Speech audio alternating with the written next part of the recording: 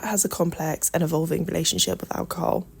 Whilst drinking is legal in many states, some states have imposed strict bans on its sale and consumption. But why does alcohol prohibition exist in India? Is it a matter of public health, morality, or politics? In today's episode of Geography Girl, we'll be exploring the enforcement of prohibition in Bihar State and the impacts this has had on women's rights and the unintended consequences this has had on public health. I'll be using an article by ABC News Australia as well as Frontline magazine. And just a warning, this episode contains mention of domestic violence and substance abuse. Bihar is a state located in the very north of India, neighbouring Nepal, West Bengal and Jharkhand. It is the second largest state by population, with 130 million residents calling it home, making it larger than the size of Mexico. And it is sixth in the nation's alcohol consumption ranking, with 29% of men reporting alcohol consumption. Approximately 35% of women in India face some form of intimate partner violence in their lifetimes. Such high prevalence of violence towards women is often due to several reasons, like early marriage, some preference, low rates of female education, a family history of abuse for either partner, and husband's unemployment. Women have been protesting for years against the level of domestic violence in the state. In 2013, for example, around 60 women took to the streets of their village in Sasaram to protest the alcoholism rampant among the men in the village and the consequent domestic violence prevailing in their homes. The protesters locked the village wine shops, destroyed liquor bottles, and beat up men who tried to attack them. Alcoholism was costing lives, livelihoods, and threatening the fabric of the community. It came in high on the agenda for Nitish Kumar, who was running for office, who brought in the ban in 2016.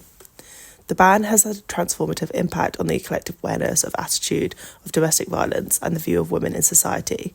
For some women interviewed, it has raised the bar for personal empowerment. The ban has brought with it some increased police protection, where perpetrators of domestic violence could now even be imprisoned. But it's not come without its challenges and criticism, and its very effectiveness has been scrutinised, creating a rise in organised crime, an overcrowded prison population, and a deadly homegrown black market. Drinking culture is embedded in Indian culture, dating back to the earliest recorded history. Toddies, for example, are made from the sap of palm trees in southern India. But the country's relationship to alcohol has changed over the years. The Hindu society divides by caste, dictating who can mingle and marry, career prospects and education, and who can and cannot drink. Salon magazine explains, on the top of the Brahmins, the priestly class, whilst at the bottom of the Dalits, a caste so lowly you're not even supposed to shake hands with them. The caste you're born into determines the rest of your life. A lower caste endures daily discrimination in terms of jobs, education and social standing. According to Hindu customs, warriors and kings may only imbibe on special occasions, whilst Brahmins must remain teetotal. The lower you climb down the caste ladder, the more people drink. For the Dalits, there are few taboos at all. Prohibition is equally intertwined with the modern history of the nation. Drinking grew in popularity under colonisation and was a topic that brought people together under the independence movement. Gandhi himself, who was famously teetotal, saw it as just another way for the nation to be controlled. He once said, if I were appointed dictator for 1 hour for all of India, the first thing I would do would be to close without compensation all of the liquor shops and destroy all the toddy pubs, such as I know them. When India won its independence in 1947, prohibition seemed like a shortcut to fix all their social problems. Upper caste Hindus considered drinking a scourge to be eradicated, whilst others saw alcohol as part of their customs. Prohibition nonetheless became part of the new constitution of India, but it was only practiced in a handful of states, such as Bombay. Nowadays, the issue of alcohol continues to be a point of social contention, and ultimately an issue of women's safety. But people will drink. Who can stop anybody from eating and drinking when they want to, says Sardar Varghese, founder and director of Nari Gunjan, an NGO devoted to uplifting women in marginalised Bihari communities. If they're not producing alcohol, then they are drinking happily and plenty. They forget whatever restrictions there are. You don't go to a public place to buy, now it comes to your home. Bihar's ban is on a scale unmatched anywhere else in the world. In an upcoming election, the people will decide if the ban and its unintended consequences on public health and crime is still worth it. Its underground smuggling racket is worth tens of millions.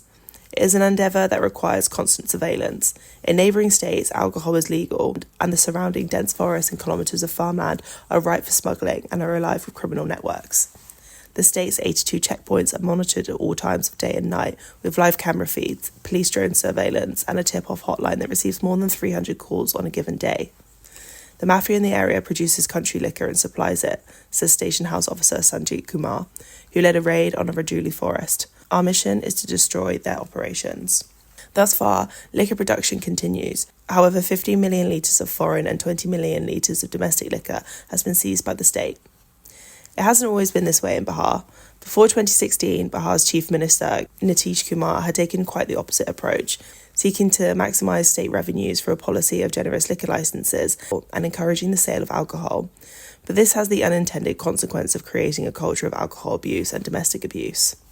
Before Prohibition, the state had some of the highest rates of domestic violence in the country. At 40%, women were terrified to walk down the street and began to mobilise and campaign for its banning. Stories like that of Baby Kumari, a domestic abuse survivor and Prohibition campaigner, helped to illustrate the issue. I was only 14 or 15 when I got married. My husband would waste every rupee he earned on alcohol, and I didn't give him money when we would fight, and he would beat me up and snatch it. In the lead up to the 2015 state election, she and thousands of other women wielding sticks and brooms raided breweries, smashing bottles and shutting down operations. We used to join hands and form a human chain, blocking the roads as a form of protest. Men once drank everywhere in Bihar, says Miss Kumari, and it was impossible for a normal person to walk down the streets without facing humiliation and abuse. But after the ban, we no longer see it on the roads. People live happily. Miss Kumari's husband is now sober. Together, they have built a home, started a small farming business, and are securing a future for their daughter.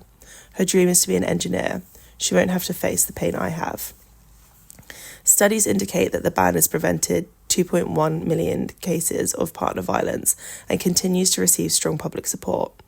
But, like with all illegal substances, it is impossible to stamp out the production of alcohol altogether. Since 2016, there have been around 300 deaths from poisoning of homegrown liquor, and mass poisoning events are not uncommon, with 70 dying in December 2022 alone. The state is apprehensive about acknowledging the cases of liquor poisoning, faced with growing calls to suspend the prohibition policy over claims of a public health crisis. Women in the area hold their breath as the government remain committed to the policy of prohibition ahead of an upcoming election, in the knowledge that they cannot rely on police for protection. Some are able to stand up to the men around them. I tell my sisters as soon as the husbands come home drunk, whack them. At first they feel humiliated, wondering why all these women are standing up to them, but then their wives step in and help them to understand. In the end, they listen and realise the purpose behind it. Because of Prohibition, many sisters now have happy lives. But this can't be the case for everybody. Illegal smuggling thrives in the area, sharing a long 800-kilometre border with Nepal. Thousands of foot soldiers cross the border without ease, finding a liquor shop and bringing it back across the border. I bring in 30 to 35 bottles every night, explains one such foot soldier. And I sell 30 and I sell 50 to 60 to customers. A bottle can sell as much as $20, and so a smuggler can make up to $2,000 a month in cash, making it a very lucrative business considering that the average farmer salary is $140 a month. But for some in the area, there are a few other options. One Musahar woman, which is one of the most stringently ostracised groups in the caste system, makes a profit of just £2 every week from producing 1 litre of produce. But she has seen others arrested in police raids and feels that she has no choice but to continue. I do not have food in my belly, she says. What else can I do? Beg? The justice system comes down hard on liquor kingpins, but really the state's every man is mostly penalised, with over 1 million arrested for alcohol-related crimes and overcrowding the prisons. Prohibition remains today to be one of India's most controversial policies, and it is difficult to see whether this policy will be able to continue for the long haul. What is known as that criminalising alcohol does not make it disappear. It merely pushes it to the underground criminal rings and to secrecy. And that's it for today's episode. I hope you enjoyed it today. If you'd like to give us a like and subscribe for more, I bring out new episodes every Tuesday. Goodbye.